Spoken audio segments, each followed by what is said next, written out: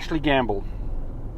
I'm adding a female to our program who does not have a cleft, but 2 littermates did. Neither parents had clefts, and neither did their parents. Would this puppy have an increased risk of producing clefts? Yeah, so, yeah, you're kind of on a fence here on this one. So, the first question is, are cleft palates hereditary? When you start to have a lot of cleft palates in a litter, I would suspect the answer is yes. And if that's a true statement, then it's probably a contributing factor of both the parents probably have some genetic marker for a cleft palate that's produced this. And by the way, if that's a true statement, it's a recessive gene, and then you'd expect, if both parents had a marker for a cleft palate, you'd expect 25% of a litter to suffer from clefts. And you're talking about a litter where you don't say what size the litter is, but the 2 puppies had it in there. Now, you say the parent didn't have clefts. Well, guess what? Cleft palate puppies typically don't survive, so that's not a surprise. That doesn't really mean anything. They could have had cleft palates in the litter, and they survived it because they didn't get it. So, what do you do here? I mean, I don't think anybody can give you a solid advice. If these are wonderful dogs and you want to breed them, do it and see what happens. I would definitely breed to a completely unrelated dog with no links in the pedigree at all to this dog if you're going to do it. Chances are you'll get away with it. If you have a problem, then the chances are that you'd suffer from it in 1/4 of the litter. And maybe that's only 1 puppy and maybe you can live with that. But remember that cleft palate puppies produce heartache because they typically don't survive. And we've had a few of them over the years with dogs that have gone on to not have cleft palates, so they weren't apparently hereditary. But when you have a cleft palate puppy, it's no fun because your immediate reaction is, I want to try and save this puppy. And I can tell you it's very hard to do. It normally ends up not working out very well. Other people will tell you they're successful with it, but I can tell you that we've tried a number of times, and I think 3 times in our whole career. And of those 3 times, none of them were successful. So anyway,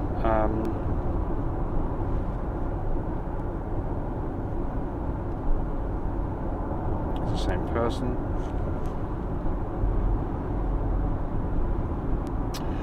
Brett Boudreau. We have 2 baby Frenchies, 6 days old. One is lethargic and not pooping. Is not as aggressive in nursing, so we are supplementing with goat's milk. Any suggestions? Yes. So first one would be, if this puppy's not gaining weight and you're not getting it to latch on or take the bottle very well, start tube feeding. If you think you've got something like, a runny nose going on, you could have the beginnings of pneumonia, get Clavamox on board, or an antibiotic like amoxicillin. If he's not pooping, that could be a reason why he's not eating, given an enema. So those are the suggestions for you on that one. Yvonne Foley, talking a bit about taping puppies' ears up so they stand up. Be sure not to tape them up too tight. I don't know how you managed to do that. Certainly we don't. We just fold them and tape them, and there's no tight to it at all. She says that she's a vet groomer, she's seen it a lot. So we've never had an issue with this. In fact, always what happens is the tape comes off before you're ready for it to come off because the puppies take it off. So, all you've got to do is make the ear stand up. You do not have to compress the crap out of it. It's just a matter that it's folded together. So the ear is folded up like my ear is here, where the 2 margins meet each other, and that makes the ear stand up. There's no aggressive tightening to it. Miguel Rivas, my pug went to labour early at day 47. Why would this happen? Well, it's a bad day. So typically if you have puppies at day 47, they're not going to survive. In fact, you haven't told us what happened, but I suspect that the puppies, you didn't say us how many puppies there were or anything about that. But here is the reasons why this happens, or some of the reasons why this happens. Something goes wrong with a pregnancy, which is the most typical thing. So a dog dies inside mum, a puppy or a fetus dies inside mum. Maybe it got separated because the dog was jumping around too much and the placenta separated. But for whatever reason, whether it was an abnormality in the birth process or caused by trauma from the dog being too active, a puppy dies and becomes necrotic, becomes toxic inside mum, and that induces an early labour, and here come puppies. I've seen situations where a single puppy is being produced that's necrotic, and the rest of the puppy stays inside mum, and She goes to term successfully. That's not the norm, though. The norm is you've then got a disaster on your hands. So that's one reason. The other reason is that her progesterone levels did not stay up high enough, and that prompted an early labor and loss of the puppies. In those situations, if you're aware of this, you can give Regumate.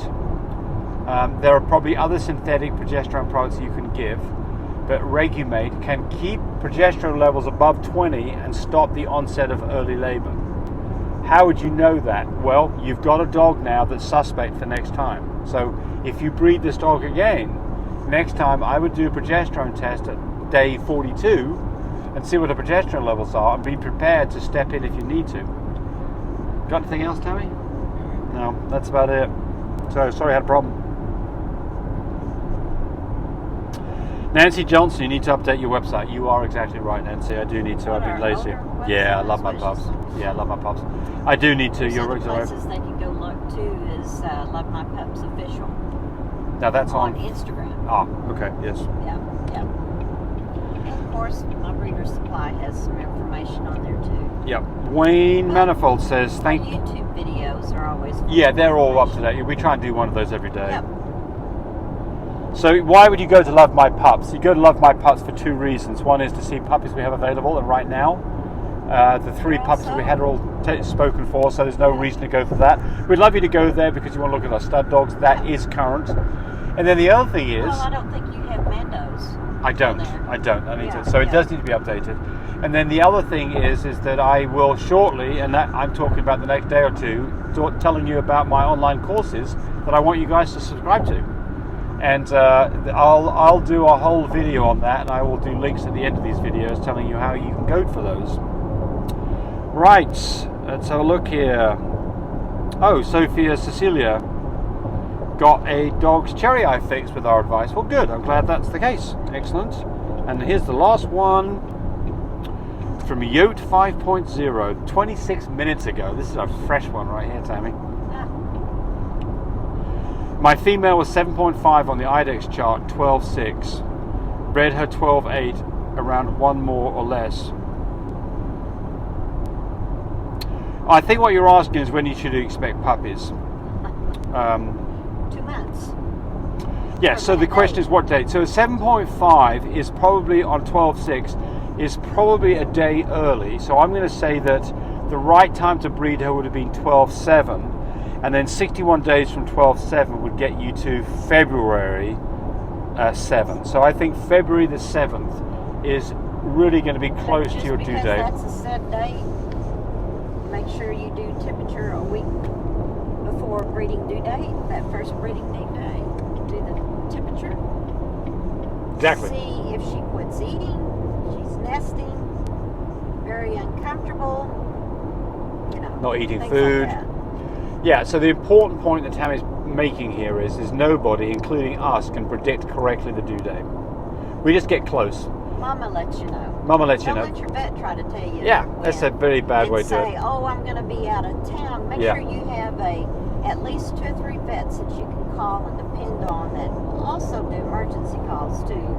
I mean, you can find these people. You're going to have to do a little extra homework to find these people. You need a backup plan, don't you? Yeah. You need a plan B. Plan A, plan B. Look, there's some really great vets out here, and we're not here to bash vets. And when it's time to have a C-section, your vets. Some that say, well, I'm going to be going out of town, so let's take the puppies on Thursday because I won't be here Saturday. So that would be anywhere from 3 to 5 days early. You're going to have babies. So here's the difference, and again, we're going to toot our own horn here. So here we go. So you can shut this off if you want to right now. So here's the deal. We've been involved in 7,000 breedings. I mean, I know it sounds like a ridiculous number, but it really is that number. We've been in the business for 20 years with Frenchies alone. That's not counting the labs that we raised. We're shipping out 5 samples. 5 samples are going out today. 5 samples are going out today, and 1's in-house to be bred. So 6 dogs are being bred today or tomorrow.